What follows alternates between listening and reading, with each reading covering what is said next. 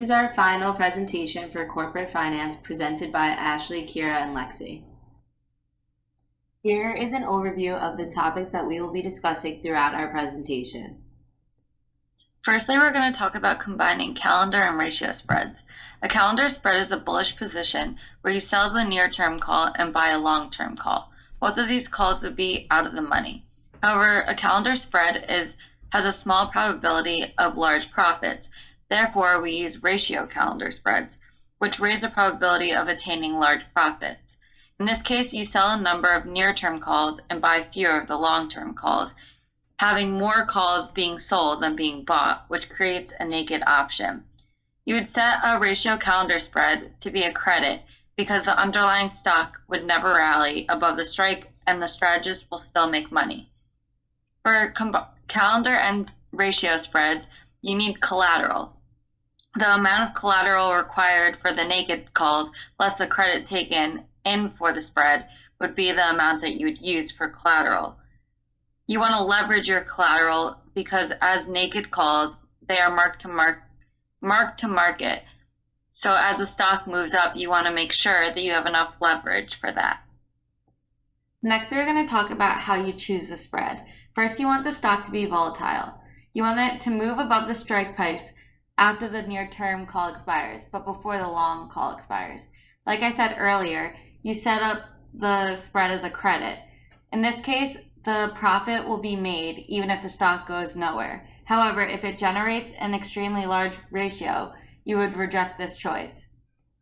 Upside break-even point. Use a pricing model to determine how much room one has before the stock rallies, and you want to allow the individual time to take defensive action. A defensive action would be if the stock should rally before expiration. In this case, you would try and limit the losses, and you would be quick to close out the spread. However, the long call compensates for the losses on the short calls up to a certain point. This chart describes the probability of certain events happening with a ratio calendar spread. Small profits occur more frequently than small losses do. So, for example, the event would be a stock never rallies above the strike, and the outcome would be a small profit, and there would be a large probability of this occurring. There are two types of delta neutral calendar spreads. An out-of-the-money call would be a naked call, and an in-the-money call would be an extra long call. The number of calls to sell for each one purchase is determined by dividing the delta of the long call by the delta of the short call. A reverse calendar spread could either be a call or put option. In this case, you would sell the long-term call or put option and buy a short-term call or put option with the same strike price.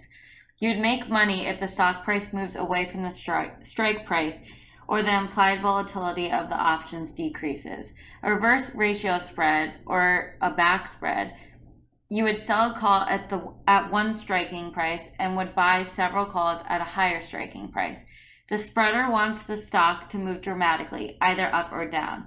A large potential profit exists if the stock moves dramatically upward. It is most attractive as a credit. This graph shows the profitability of the reverse calendar. The lower line is where the profit and losses would occur if implied volatility remained unchanged. The higher line is where profits would lie if implied volatility fell prior to expiration of the near-term options, and additional profits would accrue. The best strategy when implied volatility is high and the underlying has a tendency to be volatile. Diagonalizing a spread is a spread that uses both a different strike price and expiration date.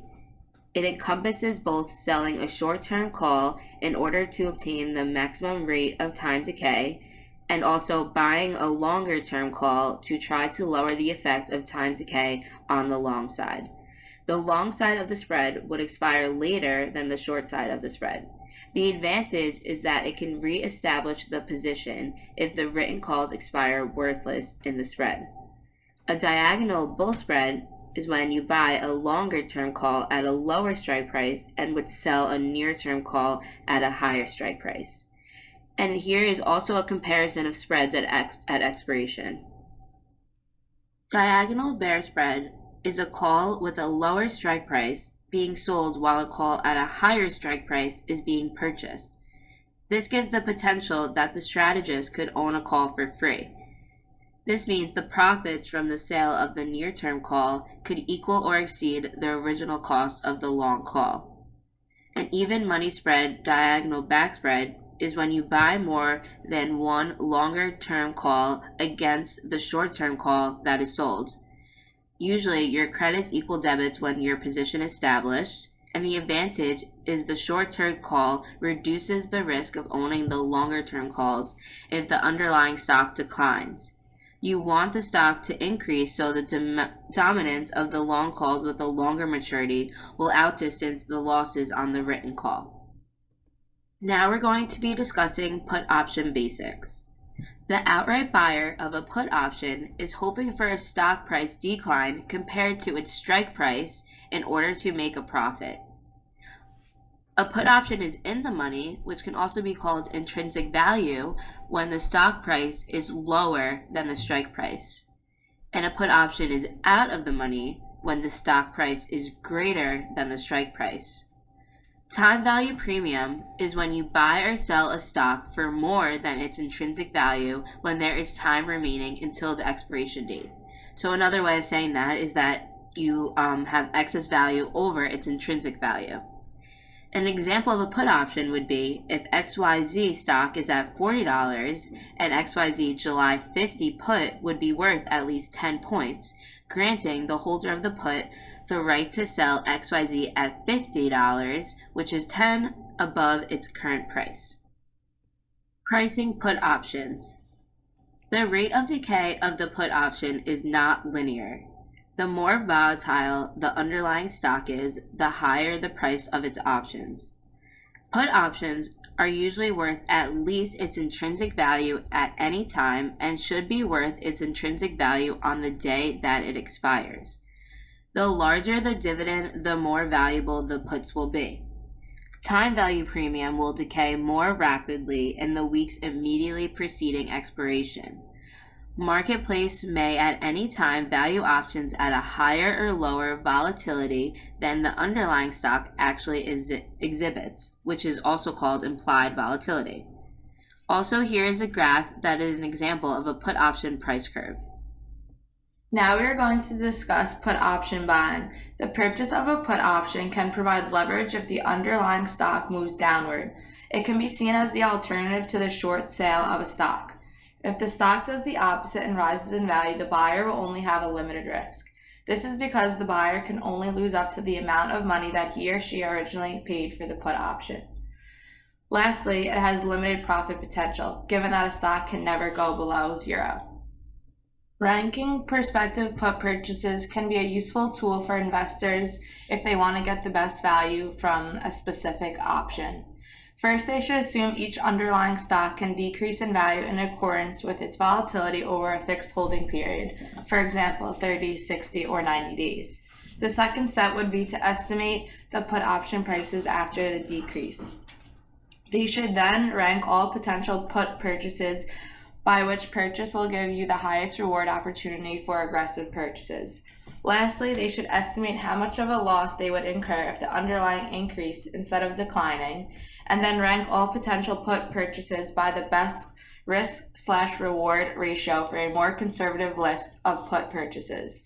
This should allow them to get a better overview before investing in a specific option. Next, we are going to talk about put buying in conjunction with common stock ownership. Basically, what this is when an investor owns both the common stock and a put on the same stock. This creates a position with limited downside risk during the life of the put. This can also be called a synthetic long call. The main point of this is not to really maximize one's profit potential on the common stock. This position rather serves as a protection to the stock owner, eliminating the possibility of any sort of significant loss on the stock holding during the life of the put. Next, it is important to note who might utilize this type of put protection. The first type would be a long-term holder of the stock who is not looking to sell. They may utilize the put protection to limit losses over a short-term period. The next would be a buyer of common stock who wants some type of insurance, just in case their prediction of the stock goes wrong.